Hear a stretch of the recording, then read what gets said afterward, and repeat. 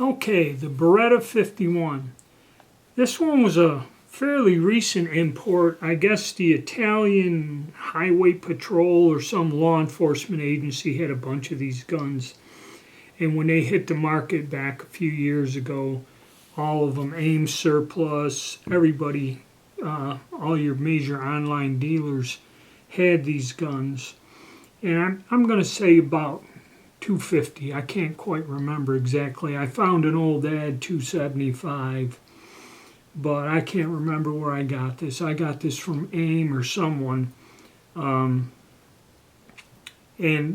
they're all sold out. You're not seeing them anymore. I guess that was it in numbers, is when the Italian police agencies released these guns. And this is just an older design, a 7-shot mag, okay? And it's an old Beretta design. The mag released this big button here. And your safety is this cross bolt safety that you would push that in, and the gun goes on safe, then you'd have to push it out and then it would fire. Now, it's a single action gun. It's not a double action pistol.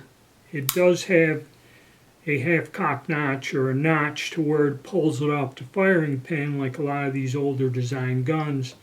Then you would holster it like this with a round in the chamber and just pull the hammer back and away you go. Now, it's not that rare of a pistol, and these things were manufactured under license in Egypt and a lot of Middle Eastern countries. I think even the Iraqis had manufactured some of these.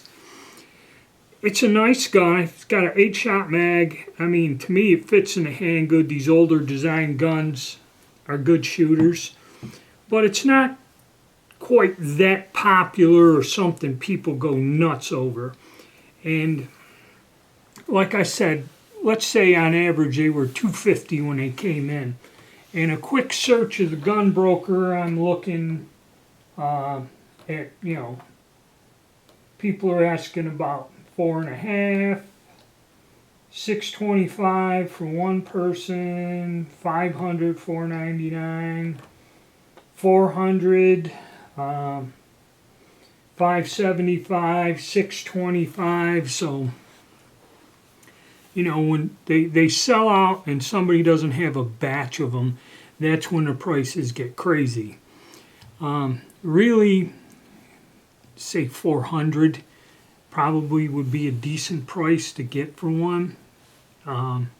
It depends how bad somebody wants one. This fits nice in a collection. If you like Berettas, this is a nice gun, but it is an older gun, and it is kind of common, and I don't think people get really excited over something like this as per se some other guns that have come in. But still, you figure that in the years that followed, it's doubled in its value, or at least it's worth 100 or so more than what they were selling them for. So they do go up. When they dry up, they do go up. But this is not something I think you're going to find a lot of people jumping at you to get to. There are some other surplus guns that are a bit more popular and do bring a fairly decent price. But that's my overview on this, just to kind of bring you up to speed on them. So let's say,